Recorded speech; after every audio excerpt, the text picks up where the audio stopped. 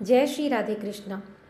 आज मैं आपके लिए लेकर आई हूँ पाप मोचनी एकादशी व्रत की कथा।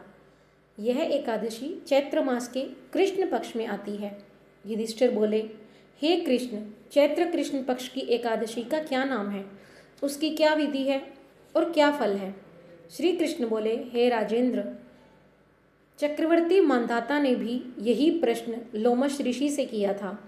मांधाता बोले, हे भगवान, मैं लोगों के हित के लिए सुनना चाहता हूँ कि चैत्र के कृष्ण पक्ष की एकादशी का क्या नाम है, उसकी क्या विधि है, सो कृपा करके कहिए। लोमश ऋषि बोले, चैत्र कृष्ण पक्ष की पाप मोचनी एकादशी है। वह पिशाच योनि को दूर करने वाली, कामना और सिद्धि को देने वाली, पापों को दूर करने वाली, शुभ फल और धर्म को देने वाली है। इस विचित्र कथा को सुनिए। प्राचीन समय में बसंत ऋतु में कुबेर का चैत्र रथ नाम का वन फूलों से सुशोभित था। वह गंधर्वों की कन्या किन्नरों के साथ विहार करती थी। इंद्रादि देवता भी वहाँ क्रीड़ा करते थे। चैत्र रथ वन से सुंदर वन कोई दूसरा वन नहीं था। उस वन में मुनि लोग तपस्या करते थे। वहाँ मेधावी नाम के मुनि भी निवास करते थे। वहाँ अप्सराओं ने मुनि को मोहित करने का प्रयत्न किया। मंजू घोषा नाम की अप्सरा सोचने लगी और उनके भय से आश्रम से 1 कोस की दूरी पर खड़ी हो गई तथा सितार को बजाकर मीठे स्वर से गाने लगी। पुष्प चंदन से युक्त गाती हुई उस अप्सरा को देखकर कामदेव जी ने भी शिवजी के भक्त उस मुनीश्वर को जीतने की इच्छा की।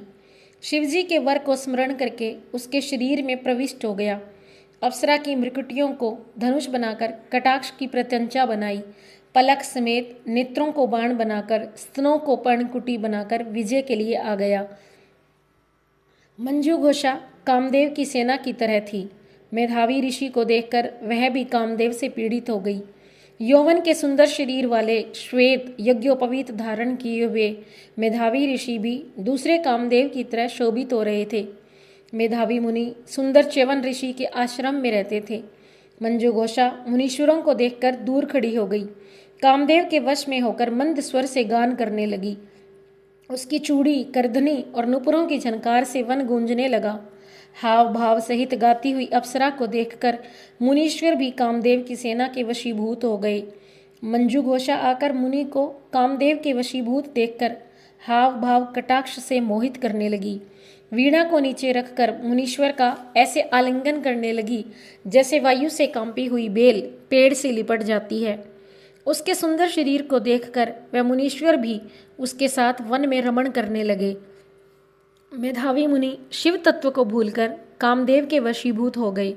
रमण करने में कामे मुनि को दिशा और दिन रात का ध्यान नहीं रहा। मुनीश्वर को भोग विलास में बहुत समय व्यतीत हो गया। आचार का लोप हो गया।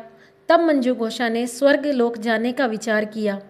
चलते समय वह स्मरण करते हुए मुनि से बोली कि मुझे अपने घर जाने के लिए आज्ञा दीजिए। मेधावी बोले, हे सुंदर मुख वाली, तू आज संध्या को आई है, प्रातःकाल तक मेरे पास निवास कर।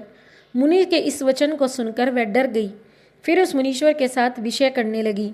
मुनि के श्राप के डर से बहुत वर्षों तक रमण करती रही।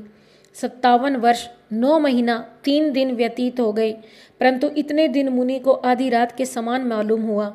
इतने समय बीतने पर अप्सरा मुनि से फिर बोली, हे ब्राह्मण, मुझको घर जाने की आज्ञा दीजिए। मेधावी बोले, अभी तो सवेरा हुआ है, मेरी बात सुन। जब तक मैं संध्या करूं तब तक तू यहाँ ठहर। मुनि के इस वचन को सुनकर वह डर गई। फिर मुस्कुराकर विस्मित होकर बोली कि विप्रेंद्र, आपकी संध्या का कितना परिणाम है, वह समाप्त हुई कि नहीं? मेरे ऊपर कृपा करके इस समय का विचार करिए। अप्सरा के इस वाक्य को सुनकर मुनि को बड़ा आश्चर्य हुआ। ब्राह्मण ने हृदय में ध्यान करके समय का अनुमान कर लिया और बोले, हे सुंदरी, तेरे साथ 57 वर्ष बीत गए। तप को बिगाड़ने वाली अप्सरा को काल के समान देखकर क्रोध से मुनि के होंठ कांपने लगे और व्याकुल होकर बोले कि तू पिशाचनी हो जा। हे पापिनी, तुझको धिक्कार है।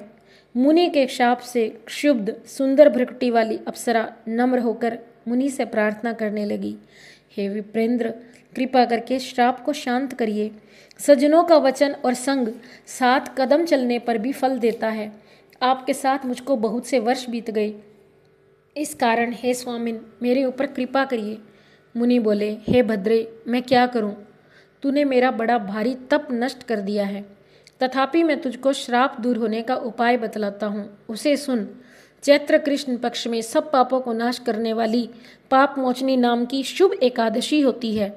हे शुभ्रू, उसका व्रत करने से पिशाच योनि छूट जाती है। यह कहकर वह मेधावी पिता के आश्रम में चले गए। मेधावी को आया हुआ देखकर च्यवन ऋषि बोले, हे पुत्र, तूने यह क्या किया? सब तपस्या को नष्ट कर दिया। मेधावी बोले, मैंने अप्सरा के साथ रमण किया, बड़ा भारी पाप हुआ है मुझसे। अब प्रायश्चित बताइए जिससे पाप दूर हो जाए। च्यवन ऋषि बोले, चैत्र के कृष्ण पक्ष में पाप मोचनी एकादशी होती है। हे पुत्र, उसका व्रत करने से पापों का समूह नष्ट हो जाता है। पिता के इस उत्तम वचन को सुनकर मुनि ने इस उत्तम व्रत को किया। मुनि का पाप दूर हो गया और वह धर्मात्मा हो गए। मंजू घोषा भी इस व्रत को करके पापमोचनी के व्रत के प्रभाव से पिशाच योनि से छूट गई। दिव्य रूप धारण करके वह सुंदर अप्सरा स्वर्ग को चली गई। इस व्रत के करने से बहुत पुण्य मिलता है। इस कथा को सुनने के पश्चात विनायक जी अर्थात गणेश जी की कथा को भी स्मरण करना चाहिए। गणेश जी की कथा मैंने डिस्क्रिप्शन में डाल दी है, आप वहाँ से भी सुन सकते हैं। जय श्री राधे कृष्णा।